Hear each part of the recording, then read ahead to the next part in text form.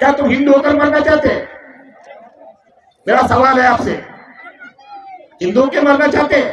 Doctor बाबा साहब आम्बेडकर ने धर्मांतर करके 56 को दीक्षा लेके डॉक्टर बाबा साहब बौद्ध होकर बने और तुम उनके अनुयायी जातियों में बंटना चाहते हैं, जातियों में रहना चाहते हैं, तो मुझे लगता है उल्लू और पानी में डूबकर मरना चाहिए, तुम जिंदगी नहीं जीना चाहिए। मैं कोई पत्रकार नहीं है, मैं कोई टीकाकार नहीं हूँ, बंते सुमित रत्ना और मैं विद्रोह करना चाहता हूँ, देश में विद्रोह। राजनीतिक लोगों के नाम पर भीड़ नहीं होनी चाहिए, भीड़ होनी चाहिए तो बुद्ध धम्म संघ के नाम पर भीड़ होनी चाहिए, तब तुमको मैं मानूंगा कि तुम सही बाबा साहब के अम्बेडकर होने आई है। पूरे भारत का भिक्खु संघ एक होना चाहिए और जिस दिन भिक्खु संघ एक हो जाएगा इस देश को हिला देंगे, इस सरकार को गिरा देंगे, भारत का पत्ता पत्ता हटा देंगे। इतना सामर्थ्य बुद्ध के संघ है और दीक्षा लेने से कोई डरना नहीं है। 22 पत्नियां लेने हमारा अधिकार है और धर्मांतर हमारी मानव अधिकार की लड़ाई है। हम किसी से कुछ नहीं करना चाहते, बाबा साहब का धर्मांतर ये मानव अधिकार की लड़ाई है, हम लेते रहेंगे और हमेशा करते रहेंगे। किसी के लिए हमको कोई तकलीफ नहीं है, चाहे शासन हो, चाहे प्रशासन हो, चाहे देश का राजा हो, हमें कोई तकलीफ नहीं दे सकता। अभी वो दिन नहीं है पूजा पाठ करने का, घंटा हिलाने का, पूजा पाठ से कुछ नहीं हो रहा, 7 साल से पूजा पाठ से कुछ भी नहीं हुआ।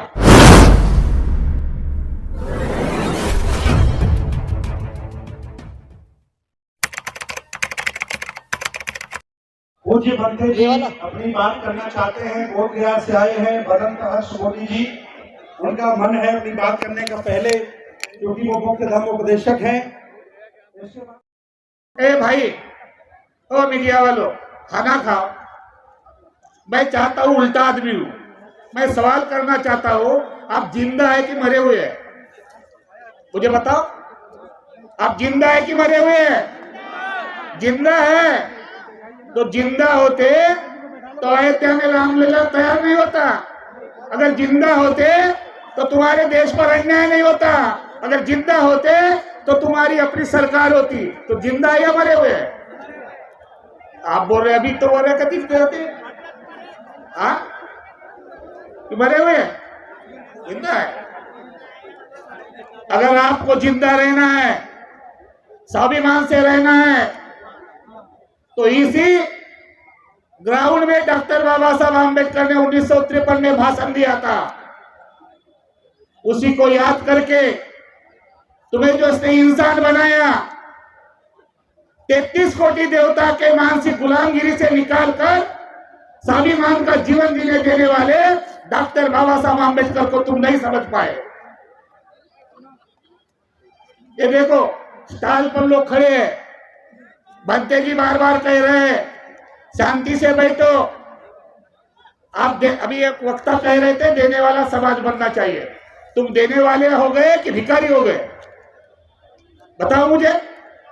अरे मांगने वाले कि देने वाले? अब तो देने वाले हैं तो तुमको शर्म भी आना चाहिए। एक भंते जी, एक धर्मगुरु बार बार कर रहा है 100 रुपए दे। अरे तुम 100 रुपए नहीं देते तो उल्लू पानी में डूबकर मरना चाहिए धर्म के नाम पर। अभी वक्त है, अभी वक्त गया नहीं है। अपने जेबों में जितने भी नोट है वो दान करो। दान करने बचा नहीं, दान करने से जिंदगी मिल जाएगी, दान करने से तुमको आनंद मिल जाएगा। डॉक्टर बाबा साहब आम्बेडकर ने तुमको दान दिया, जीवन दान दिया, शिक्षा का दान दिया, इंसान बनाने का दान दिया। तुमने क्या दिया? बाबा साहब के परिवार को जय जयकार करने के सिवा क्या किया? कुछ दिया? हमको दिया, उनके मिशन को दिया। मैं कल आया बोध गया से, बंते सुमित्रा जी से चर्चा किया, सुबोध चंद्र राम जी से किया, भैया भीमराव अम्बेडकर जी से किया। माननीय इस देश के प्रधानमंत्री जी प्यारे नरेंद्र मोदी जी से एक शिष्टमंडल मिलने का जाना चाहिए और उनको बोलना चाहिए कि राम अयोध्या में राम लीला का मंदिर निर्माण किया, हिंदू और मुसलमान का झगड़ा खत्म किया, शांति स्थापित की, इसलिए हम गुलदस्ता देने आए। और साथ ही साथ जो बौद्ध गया का मंदिर है महाबोधि विहार, वो बौद्धों को कब सोएंगे, वो बौद्धों को कब देंगे? इधर एक भाई दलित, जिस डॉक्टर बाबा साहब आम्बेडकर ने 14 अक्टूबर 1956 को, सुभाष चंद्र जी, मेरे नर्क से मुक्ति हुई है, मेरी आज नर्क से मुक्ति हुई है। जिस धर्म में मैं जी रहा था उस धर्म से मुक्ति हो गई, नर्क से छुटकारा हो गई है। क्या तुम हिंदू होकर मरना चाहते? मेरा सवाल है आपसे, हिंदू होकर मरना चाहते?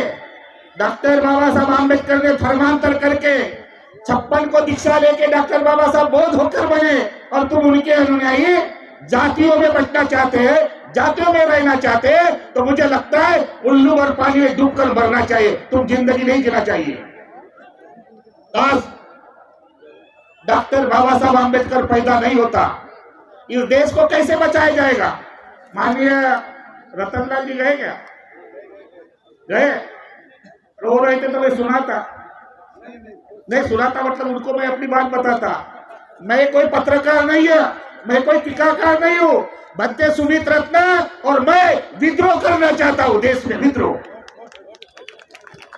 और ऐसा विद्रोह करना चाहता हूं। अभी नेताओं के नाम पर भीड़ नहीं आनी चाहिए, राजनीतिक लोगों के नाम पर भीड़ नहीं आनी चाहिए। भाई साहब आप थोड़ा बंद करो, बंदी के कान में कुछ लिया। नेताओं के नाम पर भीड़ नहीं होनी चाहिए, राजनीतिक लोगों के नाम पर भीड़ नहीं होनी चाहिए। राजेंद्र गौतम जी, बतवा की बात बोल रहा हूं। भीड़ होनी चाहिए तो बुद्ध धम्म संघ के नाम पर भीड़ होनी चाहिए, तब तुमको मैं मानूंगा कि तुम सही बाबा साहब के आम्बेडकर होने आई है, तुम सही बाबा साहब के दीवाने हैं। आज इस ग्राउंड पर इस ऐतिहासिक कार्यक्रम को जो हमारे अनुज भाई सुमित रत्न ने जो अंजाम दिया है, मैं उनके साथ खड़ा हूं। बौद्ध गया में जल्दी भारतीय बौद्ध संगठन जितने भी हो, किसने क्या किया वो कोई बोलने की जरूरत है। अभी हमको एक रहना है। बाबा साहब ने हमको वोट डालने का अधिकार दिया है, संविधान कैसे बचाओगे? क्या कारण है? कैसे क्या नहीं करोगे? लेकिन संविधान बचाने का एक ही तरीका है कि डॉक्टर बाबा साहब आम्बेडकर ने तुमको एक मतदान डालने के लिए दिया। अगर वो वोट अच्छी जगह अच्छे प्रतिनिधित्व को देंगे तो संविधान भी बचेगा और इस देश को भी बचाएंगे। लेकिन आप नोट के वोट के लिए नोट और कुछ भाव के लिए बिकने वाले लोग, जय भीम का नारा गाने वाले लोग, तुम्हारे सामने समस्या खड़ी है।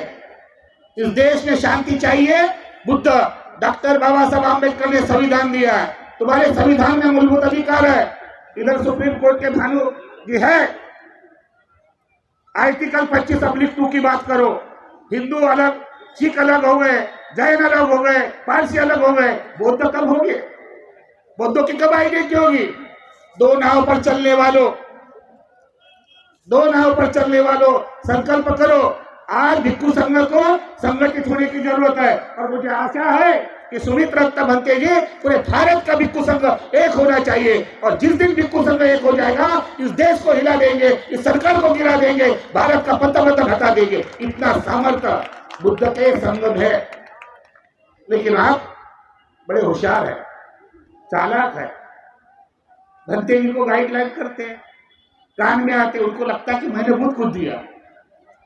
मैं कर्मों की पूजा होती है, मुझे तुम जूते मारो कोई फर्क नहीं पड़ेगा, जूते भी मारोगे तो मेरे कर्मों से मारोगे, और फूल की माला भी डालोगे तो मेरे कर्मों से डालोगे। कर्म बलवान है, बाबा साहब ने कर्म किया, वो जिंदा है। सुमित रत्न 3 महीने से कई लोगों ने फोन नहीं उठाया, लेकिन एक आदमी मिला अशोक सम्राट के दाई के रूप में,